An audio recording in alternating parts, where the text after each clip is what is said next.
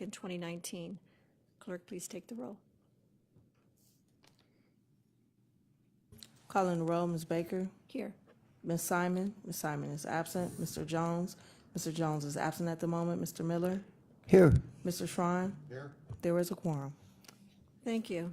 Is there anyone signed in for public comment? Yes, Madam Chair, Ms. Liu.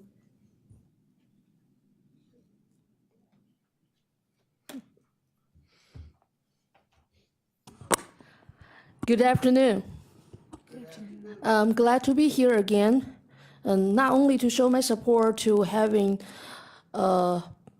getting perfect Inspector General office, and I believe this is a very good step to ensure that all the departments in the whole county and all the related business will be in check, so we can better prevent the incidents wasting our community's resources, wasting taxpayers' money, and to get us strengthened up to do the important things we need to do. Unfortunately, yes, nowadays, lots of things, if we need to improve or to establish or to correct, well, it costs lots of money nowadays. And so since everything is tied up with the money, all the outstanding loans government put out, like for example, county government put out before, or the new ones we will lend to, and all the departments, they really have to work together. I really wish they do not do the things like the past. Each department only think whatever they wanted to do instead of knowing the bigger picture for the whole county's needs. Without communication and not cooperating with Inspector General, for example, this is not really acceptable for us to strengthen up our county and to improve everybody's life in this county. Thank you very much. So don't forget, please call for a new meeting for the transportation issues. That would be also urgent to go with our improvement in any way. Thank you. Thank you for your comments. All right, the minutes. Can I have a motion to approve the minutes from the March 19th meeting? So moved. Second. Thank you. Any discussion? All those in favor? Aye. Any opposed? Hearing none, the minutes are approved. All right, Madam Clerk, please read the ordinance referred to committee. Ordinance number 2018-0013, amending section 204.01 of the county code to require county agencies to provide a response to recommendations issued as part of an investigation of the Agency of Inspector General. Thank you, and we've asked Mike King, our staff attorney, to give us the differences between what originally was written and what is brought here today, which is similar to what we had 2 weeks ago. Thank you for coming. Thank you, Madam Chair. Michael King, council staff. Just as a reminder to the committee, this legislation in its original form as it was introduced basically does two things. One is it cleans up a couple sections of the charter, or what I would consider technical amendments to the code to mirror what was adopted as the new amendment to the county charter last fall. The other thing it does is that it, and I think the primary reason this legislation was introduced, would be to require that counties or county departments or agencies respond to recommendations made by the Inspector General in the course of his or her investigation. That was discussed at two committee meetings ago. At the last committee meeting, there was a proposed substitute that was attached to the agenda, but shortly before that meeting, there were some additional items that were brought to our attention by the law department. And so in the last couple weeks, council staff sat down with the law department and spoke also to the Inspector General to put together a new proposed substitute, which is now before you today. So with that, I'll just go over, there are a few changes. These reflect all of the changes that are in the proposed substitute compared to the original legislation as it was introduced 2 meetings ago. So first, this substitute clarifies who will be responsible for responding to recommendations made by the Inspector General. And that's sort of broken down into 2 categories. First, for departments and agencies under the jurisdiction of the county executive, the executive or his or her designee would be responsible for providing that response. and for departments and agencies not under the jurisdiction of the county executive, because there are agencies like council and the Personnel Review Commission and others that fall under the jurisdiction of the Inspector General but do not report up to the county executive, the director or manager of that agency would be the person responsible for responding to those recommendations. The second change would be that in the substitute is that it eliminates the requirement that the management response to the Inspector General be in writing. This amendment was recommended by the Law Department to mitigate potential liability, admission type of things that you would see in a response. And the Inspector General has indicated that he's not opposed to this change, but if there are particular questions about the rationale, the Law Department is present to respond to those. The third change in this proposed substitute is it clarifies that the IG's effort to protect the anonymity and of complainants or witnesses have to remain in compliance with Ohio Public Records Law. This is something that our charter defers to state public records law, so we as council cannot grant additional protections from disclosure under that state law. And then finally, the proposed substitute specifies that the Inspector General's budget shall be submitted rather than approved in accordance with the recently approved charter amendment. And that was just a point of clarification to the extent that, the council ultimately has appropriations authority and approval authority over the county's budget. And it was just meant to show that there's a submission process outlined and an approval process outlined in the budget, but that the code would substantially mirror what's in the charter. So with that, I'd be happy to take any questions about the proposed substitute, and if necessary, the Law Department. One other item that was brought to my attention just at the start of the meeting relates to the investigative powers of the Inspector General. I'd ask him to speak to that if the chair is okay with that. And we can do that now, or we can do that after discussion about the proposed substitute, whichever you prefer. Why don't we stay on task, and Okay. if there's any questions regarding what Mr. King has brought forward. Yes, Councilman Schron. Yes, Mr. King, there's been some language that I think the executive has challenged as to whether it violates the charter in both spirit and function by giving an obligation to somebody that does not report to the legislative branch or to the IG and forcing them to have to respond through the county executive. In response to that? So that's my understanding that that issue was brought up in the last few days. I know the Law Department has been asked to provide an opinion in that regard, and I spoke to the law director just before, or actually yesterday, and just before today's meeting.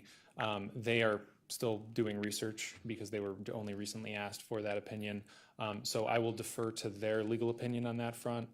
What I would simply say as just an initial thought in response to that concern is that the charter does provide numerous examples of where the council can, by ordinance, provide additional powers and duties to executive agencies and officials. So, and there have been multiple occasions where the council has imposed affirmative obligations upon both the county executive and and directors under his jurisdiction. So, I don't believe as a blanket matter that the council is prohibited from imposing those types of duties, but in this particular instance, I would defer to the Law Department as to whether or not it violates those separations of powers concerns. And I'm not going to give up on that response, but in your humble opinion as being the advisor to this council, I can only assume that we would not be going forward with a piece of legislation that you helped to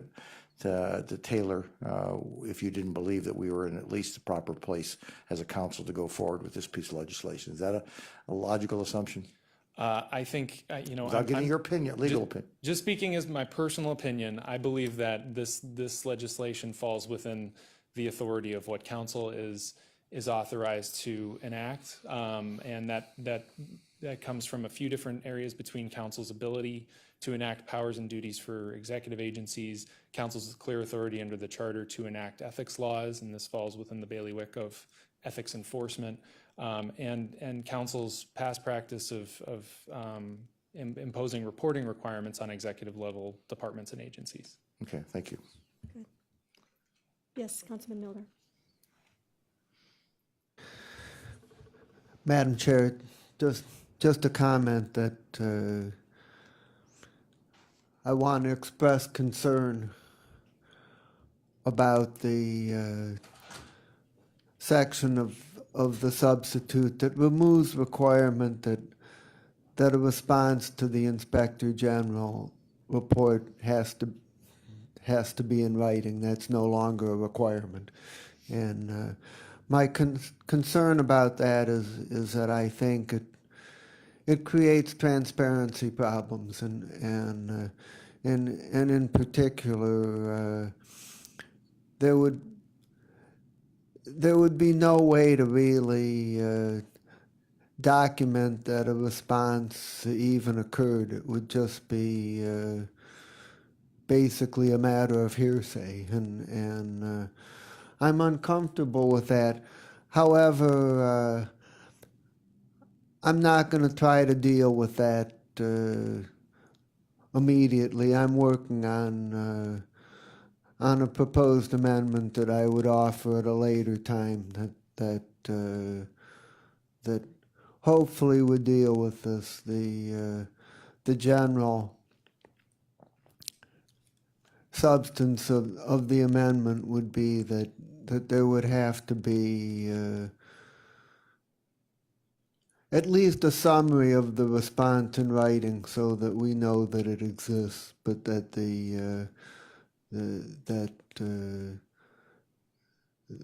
that the discussion could also be done verbally between the Inspector General and the department, so that there would be a record that anyone could track and then could ask the Inspector General if there was more than what's in the written record. So I want to work on that down the road, and just wanted to let people know that I have concern about that. Thank you. Thank you, Councilman. Councilman Tron. On that same vein, I too echo my colleagues' concerns, but I didn't read there's anything prohibiting a transcript from being authenticated or written up. Every court I've ever been into doesn't necessarily have a written record. It's a transcript of what was said or heard or comments were made, and I don't know, is there any prohibition against that, as far as if there was a conversation and a recorder to be writing down the communications, as far as from that standpoint, to authenticate a record? So as the proposed substitute is currently drafted, it would change the obligation on the department from affirmatively providing a written response, which is what's in the current legislation, to just simply providing a response. So it wouldn't preclude a written response. It wouldn't preclude an interview with the Inspector General, and the practice by which the Inspector General would record that could be, at the discretion. I think part of the thought process from the law department standpoint, and I'd let them speak if they have particular thoughts on this, would be that providing departments an opportunity to go and have a conversation with the Inspector General as part of that response would allow them to be more candid about what they're doing in terms of addressing any recommendations the IG might give them, without dealing with concerns about exposing the county to potential liability. But there may be a circumstance in which the Inspector General would still make a record of that, but Mark, I don't know if you want to speak to that at all, but okay. But if there is a requirement for a response, and there's not a requirement for a written record, then it seems to me that unless I'm missing something, it's an oral record that's going to be created, or oral response that somehow is going to be created, and there's nothing that prohibits an oral response from being documented by some party in the room. There wouldn't be anything prohibiting a verbal response to be reduced to writing in some form or fashion. I think it really would come down to, the nature of, I guess I could see it going a few different ways. If a department wanted to give a verbal response to the Inspector General and say, hey, we disagree with your recommendation and here's why, then that could, assuming it takes place before the report is finalized, could modify the recommendation in some way. It could modify the findings in some way, conceivably, certainly not in all cases, but that there might be a circumstance where that would result in more clarity on a particular issue than simply providing a written response. But that is the process that does exist. From an audit standpoint, management responses are provided in writing or not. And so that was at least in the initial case, the process we were looking to replicate as it relates to the Inspector General. So it would be different in that regard. The irony of that is that, as putting my attorney hat on, I would much prefer to provide a short, succinct written response than I would to let a client chatter about or try to orally respond to the situation, because they can get themselves into more communications issues than they would if they just had a nicely tightly written response. But I'll let anybody who's in that situation, if they're being investigated by the IG or a response, I think I would, if I'm them, I would defer to a short written response, but that's okay. Good point. Add that they're in a cooperative spirit where there has been questions raised by the Inspector General in a certain department, and they are back and forth as to what we can do to improve the process if that is what's being recommended. Many times it's done verbally. It is not something he makes a recommendation, they report back right away, they say, what can we do to make things better? He makes his suggestions, and sometimes there isn't anything written as to what they will in fact do, because it is a cooperative engagement where it's remedied pretty quickly. And, it's not something where, and then we hear about it through the Inspector General's semi-annual report. We had this issue, it was answered within the time frame, and we're good to go, it's been answered. So I'm not sure that being caught on written is perhaps as important as we may be outlining, because the intent, remember, of this legislation is just to end the silence, is to get a response, is to know when he gives us his report in a semi-annual basis, if that's when he decides that he will bring it forward, is that when we ask, there isn't, I haven't heard back, I'm not sure, numerous emails, many phone calls, that is what we're trying to end. And even if it's I do not want to respond to you at this time, that at least is a response that throws a red flag perhaps to us when we're listening to that, to understand that maybe this is something we need to bring into our committee and investigate a little bit further. But I'm not sure that in all cases the responses are written. And the IG can certainly clarify that when he comes forward. Inspector.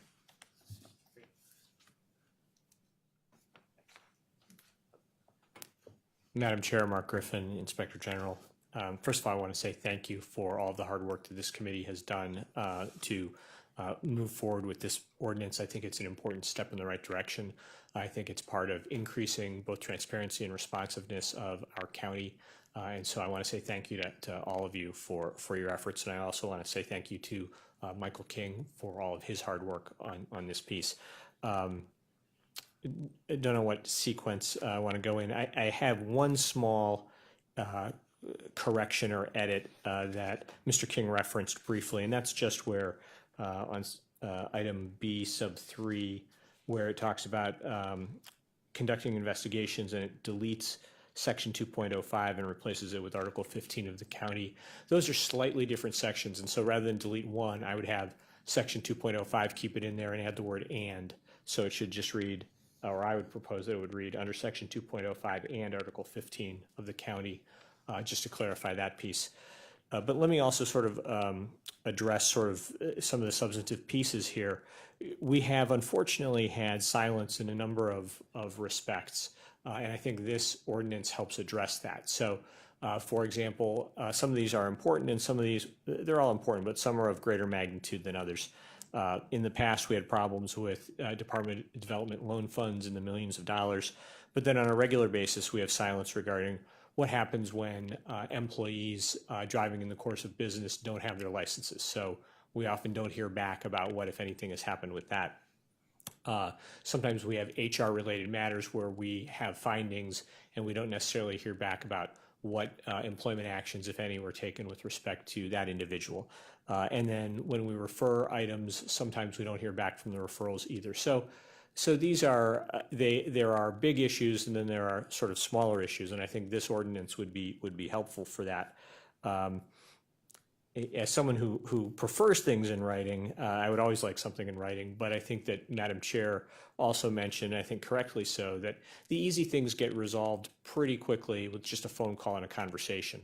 So there's really sort of a choice there about, is it a big issue that and I would think the department would want it in writing for an important and big item as opposed to something that's sort of a day-to-day fix.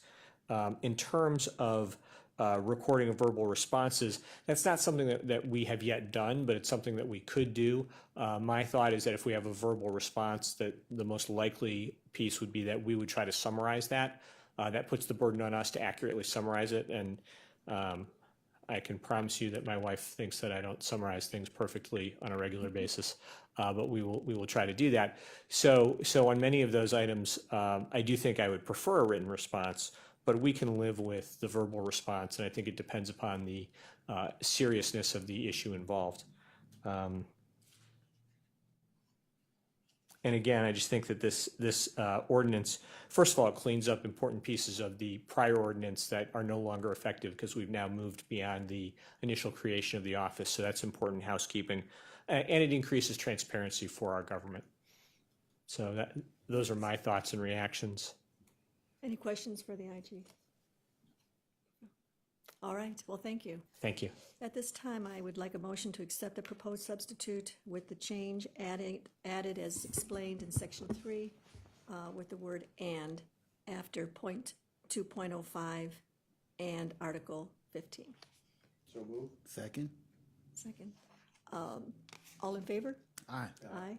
Any opposed? No. One opposed.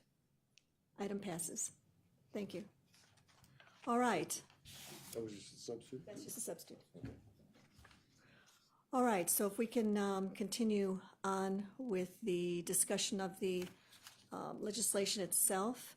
You know, there was, especially with our councilman coming a little bit late, there was a statement that I wanted to make just to get on the record, because there's been so much conversation about this legislation, and I thought it may be good. And also there have been some developments that have happened even as soon as over the weekend.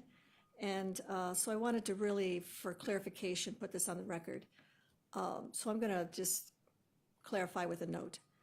It has come to our attention that over the past weekend, the county executive indicated that he believes that by placing an affirmative mandate on the executive or the agencies under his authority could violate separation of powers principles under the county charter and the Ohio Constitution. We understand that yesterday the law department was asked to opine on this question, but they will need some additional time to complete the research. So I wanted to put on the record that you are all understanding that this is out there and that we do not have an answer from our law department on this. But nevertheless, assuming that we are able to reach consensus on the issues that are before us today, I would hope that this committee would consider referring this item for second reading at the next council meeting. It is my expectation this legislation will go for a full 3 readings in front of council prior to consideration for adoption, meaning the law department would have nearly a month to render its opinion and would allow the full council to weigh in on these important questions around the separation of power. That being said, I would like to reiterate that the main objective of this legislation is to bring greater accountability and transparency to county government. It will stop the silence the IG has experienced. It is also important to note that the charter vests county council with broad legislative and investigative responsibility over executive agencies, including an affirmative duty to provide information. And I want to perhaps also on the record give, in particular per the charter, per the charter, council is empowered to require the attendance of county officers and employees to attend council meetings to provide information regarding county operations, and we have done so on a regular basis. That's per Charter 3.09, number 10. Council is empowered to establish a code of ethics governing county officers and employees in the performance of their official duties, Charter Section 3.09, number 12.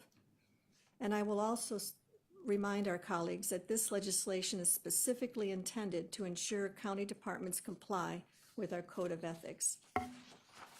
Also, I would like to say that the council is empowered to establish departments under the authority of the county executive as council determines to be necessary for the efficient administration of county government, and has established affirmative powers and duties on executive agencies when doing so.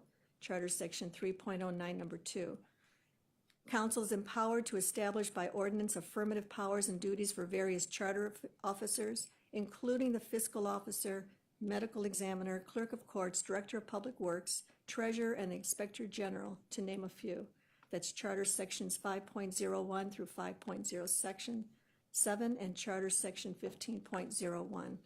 Finally, the council is empowered to conduct investigations of official acts of county officials, including the power to issue subpoenas to compel the attendance of witnesses and production of evidence.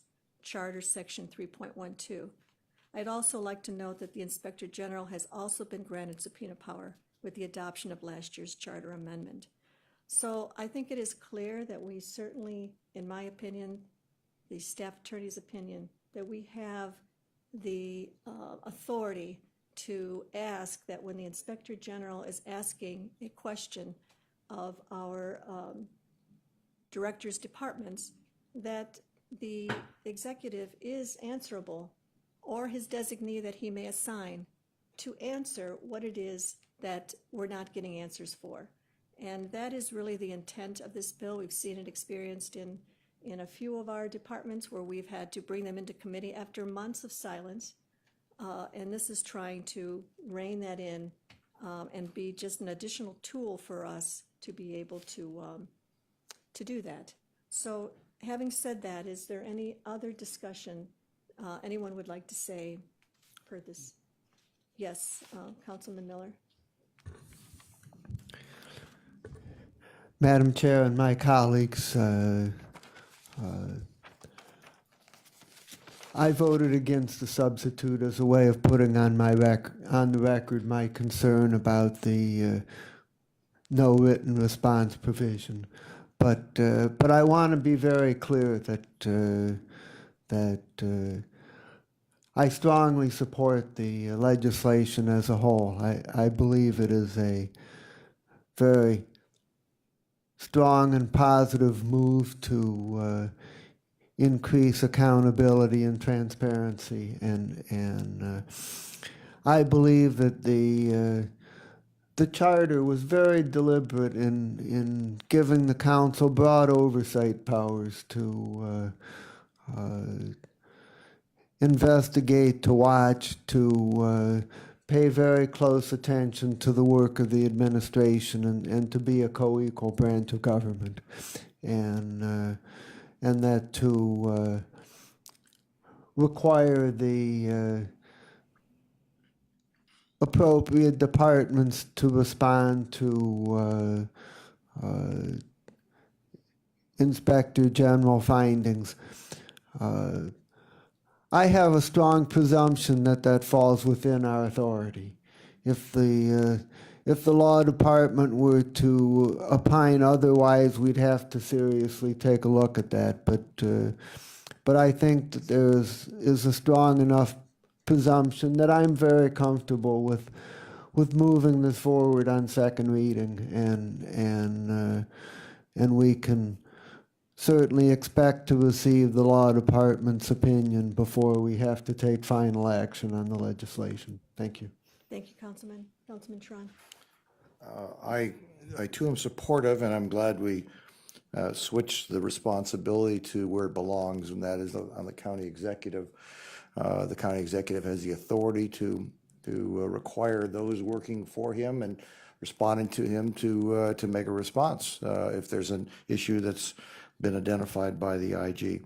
The only place I will just maybe suggest to the chairwoman is that this body, the working body, has been the committee structure for the last 8 years, and it's not been historically our practice to do I guess, the getting the fingernails dirty portion of the legislation at the full council level, unless it's a committee of the whole.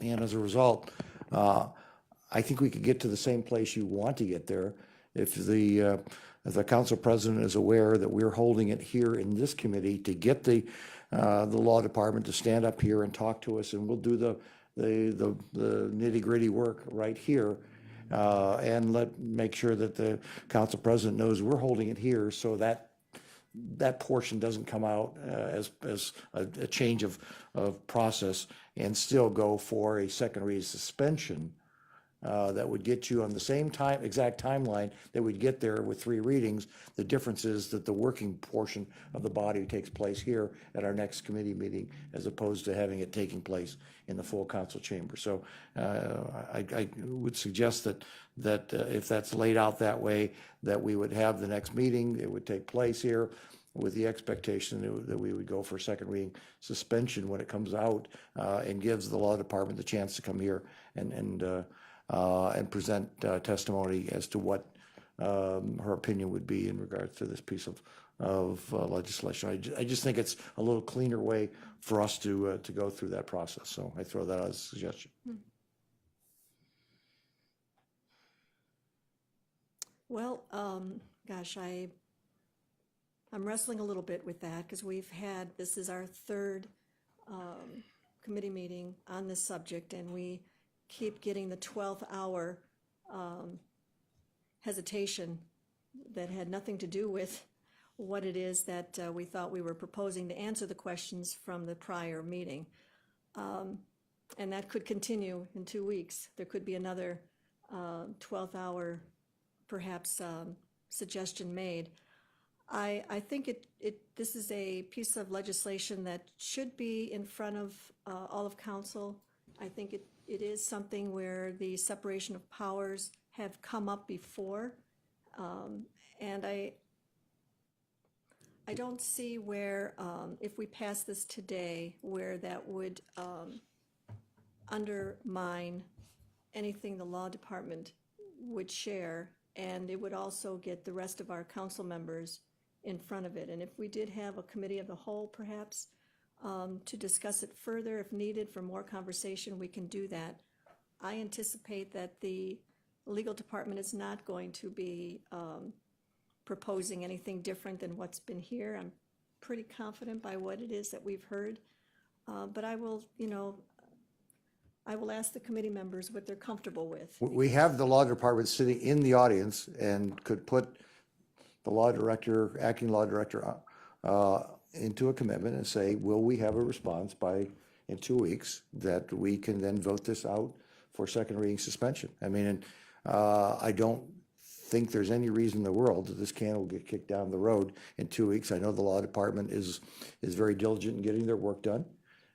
We have historically not voted out matters within committee just to be brought up in that matter to take testimony at the full council reading. I mean, this, if you look at all of our past actions, unless it starts as a committee of the whole over an issue of this nature, and the law director is right here, and I would think that she would be more than capable of saying, yes, I'll have a response back to you in 2 weeks, or not. If she says no, then the burden's there.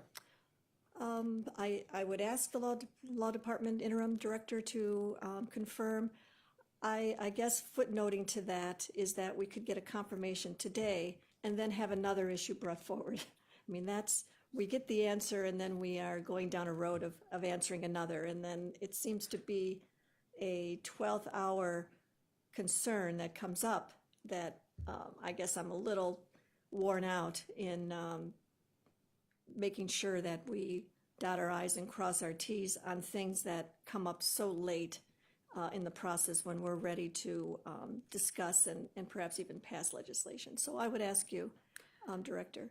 To the chair, we were originally talking about a month to opine. We did literally just get asked yesterday to look into this matter, the separation of the powers. I would like to commit to 2 weeks, but is there a push to do it the next committee meeting in 2 weeks, or is that you meet every single 2 weeks, this committee? it is scheduled for every 2 weeks, only as needed, as all committees are. I know the remainder of this week, we have a deadline, as all council is aware, of April the 8th, that we are currently still undertaking review.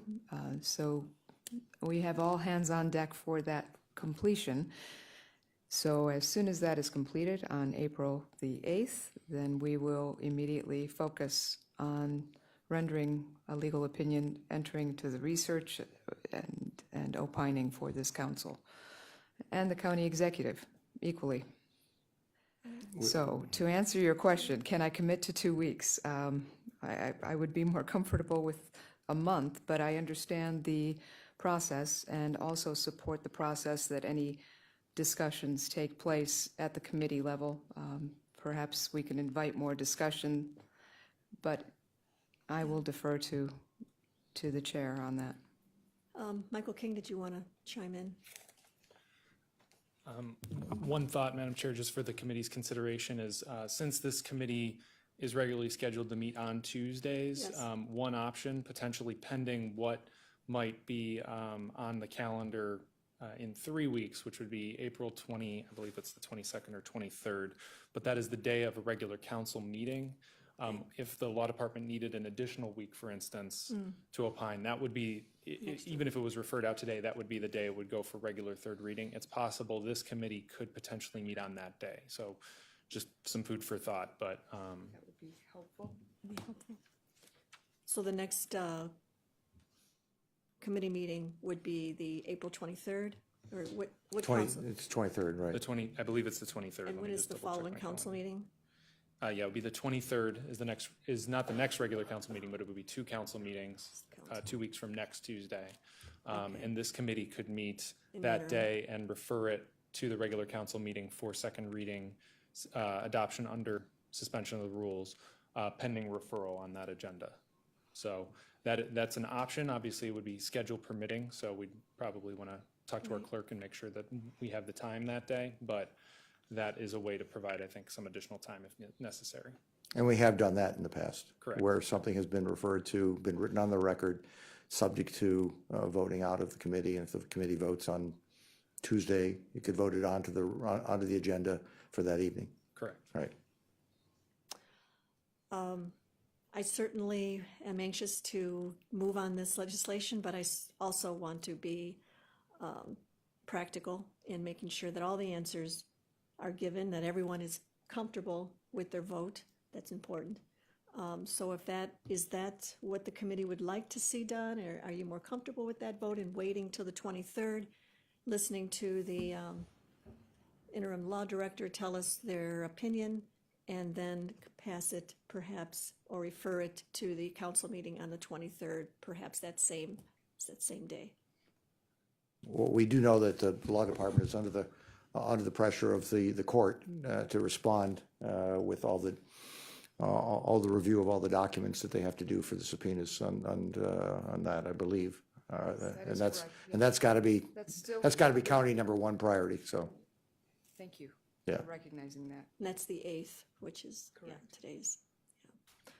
And Madam Chair, I would recommend the 23rd as well. Okay. I agree with you. It certainly has been, we've dedicated a fair amount of time. Yes. But this does allow us to, I guess, to do all of our due diligence and giving that time. The 20 doesn't give them all the time they ask for, but Right. I like to think they might be able to make it work. 75%. With Right. 20, And I with would the ask, 23rd. and I know we're missing one member here today, but I would ask that when we reconvene, that we don't start at zero again, and that we are perhaps in a consensus here that except for what we may hear from the interim law director, that we are supporting what has been laid out before us, and that we don't start over again in, going back to this legislation from the beginning. I mean, we could always do that, but we're at the 12th hour, literally, because we're talking about referring it to the council meeting that evening, and any hiccups there that are unintended or not anticipated could throw this off. Is that fair to say? And I agree with the chair in that respect. There is opportunity during the week for any council member to talk with staff, to talk with the law director, Right. to get any questions and concerns you have outside of what has been addressed today, Right. and see that we can get some satisfaction for each of us in that meantime. Madam Chair, Yes, I did mention that there was one small amendment that I would be working on, and if you meet on the 23rd, I would bring it then. okay. And depending whether or not the committee members would accept it is certainly what we will entertain with, yay or nay. All right, well, And I and would yes, Councilman Schron. Well, I understand the frustration, or not frustration, the disappointment of the chair to get it this close, only to have something come up this weekend. This is a legal issue that's getting reviewed, and you're telling this body that you only became aware of the legal issue within the last couple days, as far as whether this is usurping the authority of the county executive under the charter. Is that correct? That is correct. Yes. So this did not originate from your office. It did not. Where did it originate from, this question? The county executive. The county executive was challenging the potential legal issue and brought it to the county law review for He your review. posed the question. Yes, okay. Yes. And nobody else in this government that we're aware of has originated this question? Not to my knowledge. No. Okay, thank you. That's All right, well, that was the discussion we had today. Is there any other miscellaneous business? Any other comments, I guess, on this, what we've talked about to date? One comment, Councilman Miller mentioned he may have an amendment. Yes. Will we be able to see that amendment in the coming days and weeks? Absolutely.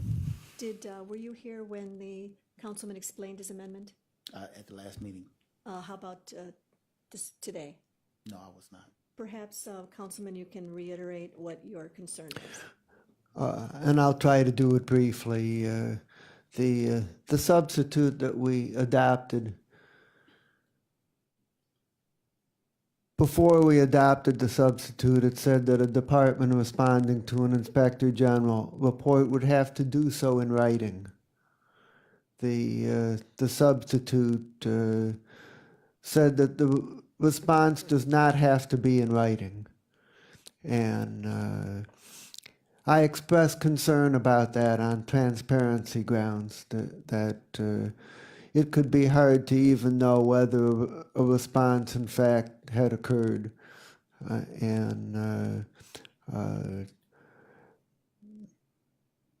Jack insightfully said that I would rather give a concise summary in writing than a lot of verbal interaction that might be kind of a he said, she said kind of thing. And so I'm thinking about an amendment that would say something like that the department shall provide a response of which at least a summary shall be in writing, so that there's something on the record that indicates that a response took place. So that's what I'm working on. I don't want to rehash the whole meeting, obviously, and I'm sure our Inspector General will, defer to anything this council suggests. But did the Inspector General have a weigh-in? What was his thought on getting a response written or verbally? I could read, but I think he's here, so we might as well have him say it without having it be secondhand. Madam Chair, thank you. I suppose I took a middle position, which is I thought that having something in writing would be better, but that given a verbal response that I could work with that, and that my thought would be that I would probably write a summary of that verbal response that we had. I always like to have something in writing. I think that's better. But having said that, I don't feel that that's enough to stop this ordinance from going forward, because I think it's an important step in the right direction. So I'm in favor of the compromise, but if we can have another compromise, then that would be good too. I realize that's not as definitive as it could be. as long as the Inspector General is up there. And Sure. so you've written it down, you've put a summary down. That now becomes an official government record at the moment you put that down as an official record at that point in time. That is subject to, I assume, unless it's confidential or preserving some record for criminal aspect, anybody gives you a false statement at that moment in time is being subject to helping to create a false official record at that point. So they are as much on the record whether or not they did it by a summary, a handwritten document, or orally putting that testimony in front of you, whether it's a recorded testimony, sworn under oath, or whatever. It's an official record, which, as I think a few people found out in Washington, D.C., when they spoke with public officials out there. Would that be a correct statement? I think that's right. I think that there's value, though, to asking the director to put something in writing, because that way it's their own words and they can't say, well, the inspector general misinterpreted, that sort of thing. But having said all of that, again, I think getting any response is an improvement. And so a verbal response is a step forward. You won't have an investigation, I wouldn't think, where you haven't recorded that verbal response. You're not going to use your memory to memorize 5 years from now what that verbal response is. You will record it. I would write it down. Right. And when you use the words record, again, some of these are calling HR to say, hey, what happened with this employee issue that we referred to you? So that may be something where it's simply a summary that I put together. Yeah. You're going to write down what that person said on the phone or whatever it Yes. has to be, right? Yes. Is that good? It's fine. Any Thank other you. questions, comments? All right, then, you are all committed to being available on the 23rd. Before the council meeting, we'll try to come up with a time that works for everyone, whether it's morning, afternoon, or just before the meeting. But we will reconvene on April 23rd to hear from our interim law director, her findings as to the question at hand. So is there any other miscellaneous business? Hearing none, I call this meeting adjourned.